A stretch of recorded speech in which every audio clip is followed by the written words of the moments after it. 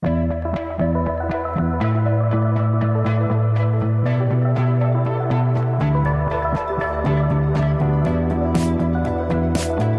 the Metro on WDET. I'm Robin Vincent. We begin by flipping through the often concealed pages of police personnel files. Detroit's police chief wants to fire two of his officers. They broke department policy by calling Border Patrol during encounters with the public and handing people over to federal immigration agents. A Detroit documenter has been tracking this story. Here's Paul Enns.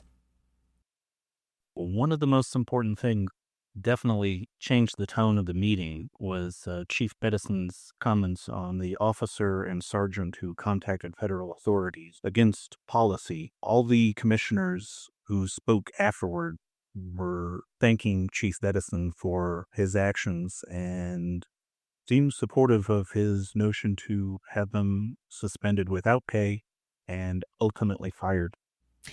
That's Detroit documenter Paul Enns talking about a meeting that he attended where police commissioners and Chief Todd Bedison were going back and forth. The problem may go deeper, though, than two rogue cops.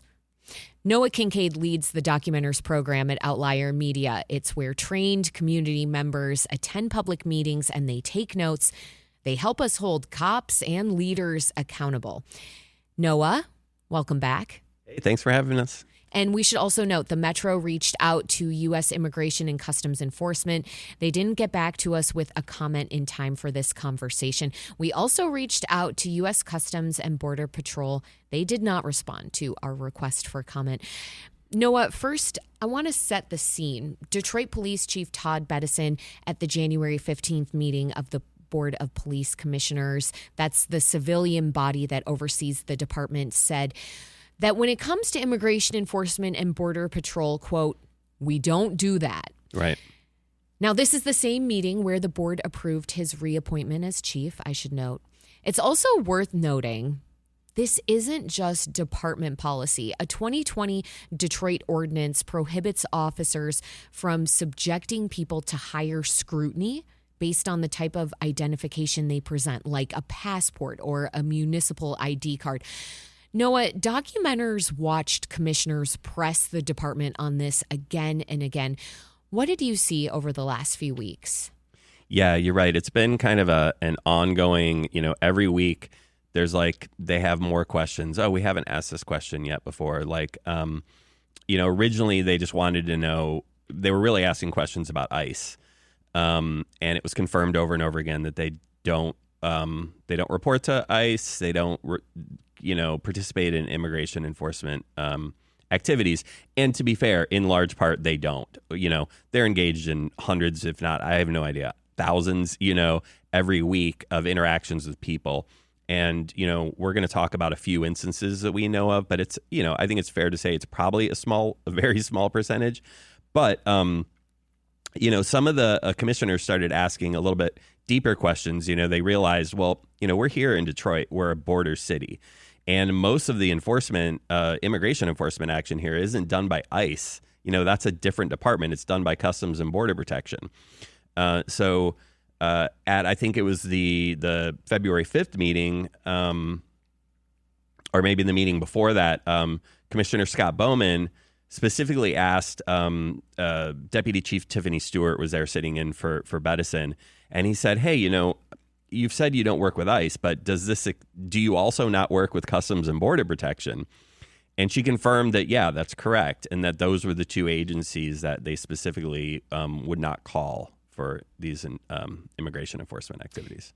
So, okay, the policy has been publicly reinforced at several commission meetings. Now I want to go back a little bit, back to November 2025. The department read its immigration directive aloud to officers at daily roll calls for a full week and required every officer to sign a form acknowledging the policy. Then came February 12th, and Chief Bedison had something very different to say. He restated the policy and made a specific point. Calling a federal agency like Border Patrol for help with language translation is also a violation. Right. Then he revealed why that mattered. Here he is telling commissioners about a February 9th traffic stop. The officer requested the sergeant to the scene because the subject did not speak English. Ultimately, the sergeant made the decision to contact Border Patrol, which is a violation of our department policy. Border Patrol did arrive. Border Patrol conducted their investigation. Border Patrol determined that the individual was not a U.S. citizen, and as a result, the individual was taken by Border Patrol. Okay, so Detroit Police Chief Todd Bettison telling us a sergeant, a supervisor, made that call. And that happened after the department's formal policy reminder. Right. Noah, the chief also revealed a second incident from December, also after that roll call directive, and it was caught through a body camera audit. Would you walk us through that one and tell us what is he doing about these officers? Yeah, and that second one that he talked about, an officer on the west side went out to investigate. They had a warrant for a person, and similarly, they were under the belief that this person was not a citizen, and they called Customs and Border Protection, who then also took this person. The language services bit is important because, for that first one that he talked about, he seemed specifically aggrieved by this. And he said, I'm paying, like our department is paying to have this language service when people don't speak English to help us with these calls. And he said, I actually wanted to make sure people were using it. And he did an audit. And apparently, like over 1,500 times last year, it was called, and he said, look, that's evidence that like the majority of people are actually doing this the right way. But I'm sorry. Some aren't. Some aren't. Some are not doing this the right way. No, they're doing things their way. They're using, it sounds like, language almost as perhaps an excuse to call border protection. Yeah. Yeah. That's sort of what you're intimating from what Bettison said. Right. And that's, again, so that's a separate policy. And then you have, you mentioned it a little bit earlier. It's called like the unbiased provision of city services ordinance that says, police specifically, they can't ask questions about a person's citizenship. They can't really inquire about it at all. They can't do it regarding people they've detained. They can't do it for people who call them for services, right? Maybe you need help from the police and you're undocumented, right? They can't ask about your citizenship when you're trying to get police services, or you're a victim yourself, or you're a witness. And they can't subject people to this higher level of scrutiny you mentioned. So what that basically means is like, even if they suspect you are not a citizen, calling Customs and Border Protection or calling ICE, like they wouldn't do that if you were a U.S. citizen. And so they can't do that if you're not, right? So in other words, the cops who are under the microscope right now have not only violated police policy, they have also violated a city ordinance and taken things into their own hands. Sure, apparently. Yeah, it seems that way.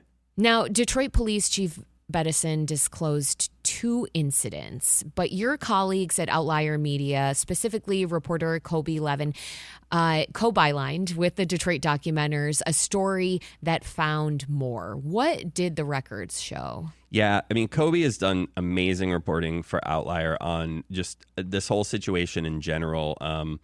Starting with he's been FOIAing for a lot of records. He got Freedom of Information Act. Yep. For all those non-journos out there. Yeah. It just means you can ask for this information. If it comes from a public a body, it's public information and you can request it. So previously he got a body cam footage from the city of Fraser, when they detained a teenager who was for driving too slow. Right. He was driving his mom home, I think from, a soccer game or something. But Kobe was able to get information from the city of Detroit about that actually contained two other instances that Bedison didn't mention. And I also want to shout out Violet Economova at the Free Press, because she did some great reporting on this last week. And, she basically was walking downtown last week and witnessed this one incident, the most recent one, and took video of it and started asking questions. And they said no comment. Everybody got in their car. And then she just started calling them every day saying, hey, I want information about this. And it was a few days later at Thursday's meeting last week that Bedison admitted to that. So, Wow. I mean, there is a lot of good work being done by reporters that I think may be leading to some of these admissions coming out. Yes, Violet and Colby's work, their accountability journalism is especially crucial in this moment. And so they have helped us to understand that there are at least 4 incidents that we know of. Right. In every case, the individual was taken by border protection. Noah, do we know what happened to any of these people? Do we know if they're in detention? Have they been deported? Do they have access to a lawyer? Or have they just slipped through the very shadowy process of immigration, the immigration system, that is? Yeah, I mean, no, we don't know. We have no idea. The reports, the police reports that Kobe got through his Freedom of Information Act request had the individuals' names redacted. We know the names of the officers, but not the names of the people that were detained or taken by immigration enforcement. So no, there's no way for us to track them, right? There are databases available. There are projects that are tracking all this information and putting it online. But really, without the person's name, there's no way for us to go and find out what happened to them. Are they currently detained? Were they deported out of the country? Are they sitting at a detention center in Texas somewhere? Right. Yeah. Yeah, that's crucial. I mean, I know here at WDET, when we have approached Detroit's ICE office trying to get information on folks, that's the first question is, do you have a name? And so without that name, how do you move forward, and how do families move forward? Because clearly the families know the name of who they have lost. But I know that they're also dealing with issues in trying to pinpoint where people are. Yeah, it can be difficult for them even. It's the Metro on WDET. I'm Robin Vincent. My guest is Noah Kincaid. He leads the Detroit Documenters. They attend and document what happens at government meetings. We're talking about Detroit police officers who violated policy by contacting Customs and Border Protection during routine traffic stops. Those violations have led people to be detained and possibly deported. Now, Noah, there's also a question of timing. A memo from the city's law department dated February 3rd acknowledges the July traffic stop that we just mentioned, where a Detroit officer called Border Protection on a resident who presented a Mexican consular ID. But when Chief Bedison went before the commission on February 12th, he only mentioned the 2 incidents. Noah, has the chief or the department said anything publicly about other incidents? So he did in a memo that was presented to City Council on this Tuesday, a couple days ago. But what was interesting is that memo is, you're right, there's a timing question here, because that memo was drafted prior to last week's meeting at the Board of Police Commissioners, where this one incident from July of last year wasn't mentioned. So he was clearly aware of it. So I don't know why it wasn't included with those other 2. It's a little confusing. But he hasn't, other than what he wrote in the memo, that was then kind of filtered through the city's law department and given to City Council at Tuesday's meeting, which has now been made public, and you can access that both in Kobe's story. I believe there's a link to it. I know Malachi at Bridge Detroit did some great reporting on this as well. But that memo is public, and it really details both kind of the city's legal analysis of like, what can we do if we want to not work with ICE? What can we do to stop them? What are our legal boundaries as a city in terms of working with them, not working with them, preventing them from accessing certain areas of the city, preventing them from, he kind of lays it all out in that memo. And then the second half of that memo is actually from Bettison, talking about answering questions that I believe Councilmember Gabriel Santiago Romero had submitted about just the extent of Detroit police officers' involvement with immigration enforcement. And Council Member Santiago Romero is one of the people who's trying to hold police accountable. The police commissioners are as well. That's their job. Yeah. I want to bring in the voice of Police Commissioner Victoria Camille responding to the chief. No, nobody expects DPD to be perfect, and it's not reasonable for a picture to be painted that missteps don't happen. And so I really appreciate your transparency and your clarification today, because it's important to bring to the community where mess ups happen, and that you're taking those very seriously. So thank you for that. Victoria Camille, a police commissioner, and the Board of Police Commissioners are meeting today, Noah. Given what Outlier and the Detroit Documenters have uncovered and documented, are there questions you expect commissioners to raise at today's Board of Police Commissioners meeting? Yes. I mean, I would expect them to ask Bettison why he didn't mention that July incident last week when he detailed the other two. Clearly he knew about it.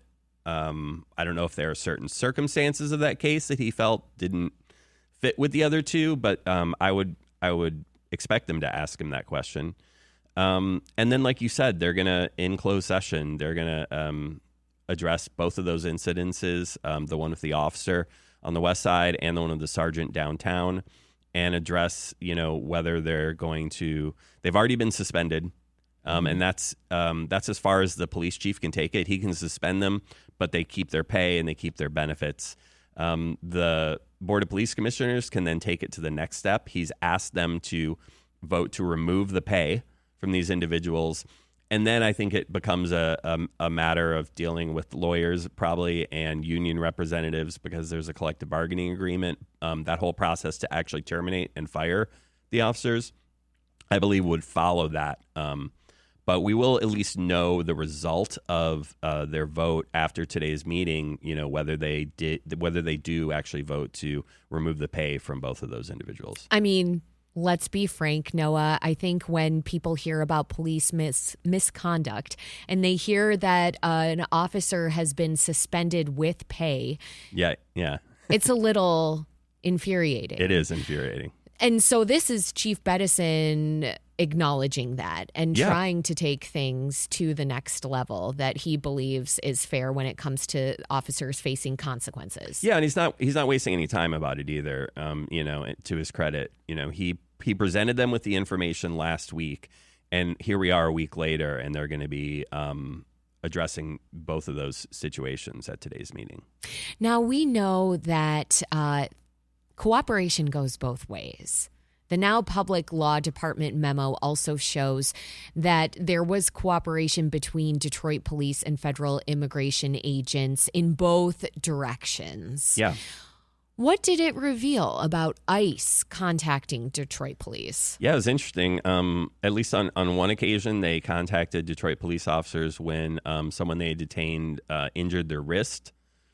And I guess they wanted assistance with that. And then on another case, there was it sounded like there was a vehicular chase ensued. The person they were chasing crashed their car and got out and ran. And then they were in a foot chase, and they called Detroit police to be like, hey, help us chase this person down. And apparently Detroit police officers did. And multiple officers participated in that foot chase of the individual. I don't think they caught that individual. And this speaks to a bigger question. When we talk about the ways that federal immigration agents and local police are working together, it seems hard to imagine a scenario where ICE calls upon local police and they say no. No, right. So this is something for communities to keep in mind, too, as people are pushing for accountability and what exactly those relationships between local police and federal agents looks like. So that brings us to the question again. I mean, you mentioned this already, what is potentially going to be happening next when we look to today's Board of Police Commissioners meeting. Is there anything else you feel like Detroiters should be watching for? You know, I think the question is that's just kind of lingering in the room is how many more of these incidences have happened that we don't know about. Personally, what I found kind of disturbing about what Bettison talked about last week was the second incident where he said, you know, he only knew about it because of just like they do random audits of body-worn cameras, right? So to me, that means if they learned about it just from watching the officer's body-worn camera, that means he probably didn't say anything about it in the report.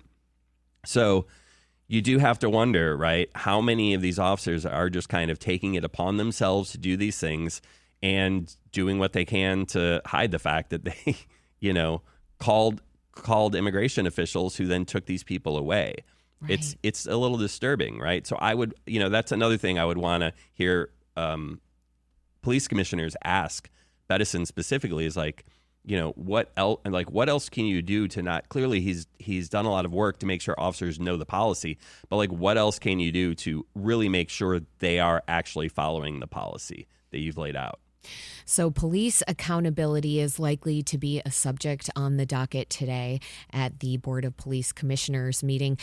Noah Kincaid leads the Detroit Documenters program at Outlier Media. We'll link to the Documenter dispatches and Outlier Media's investigation at WDET.org. Again, the Board of Police Commissioners meeting is today, and Documenters, I'm assuming, will be in the room. We will be there. Thank you so much, Noah. Thanks, Robin.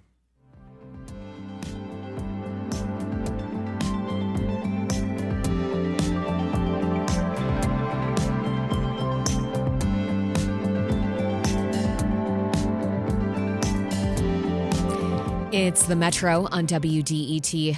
Up next, we continue looking at how local leaders are responding to aggressive federal immigration enforcement. We'll hear from one of them in Oakland County. That's next here on the Metro. Stay with us.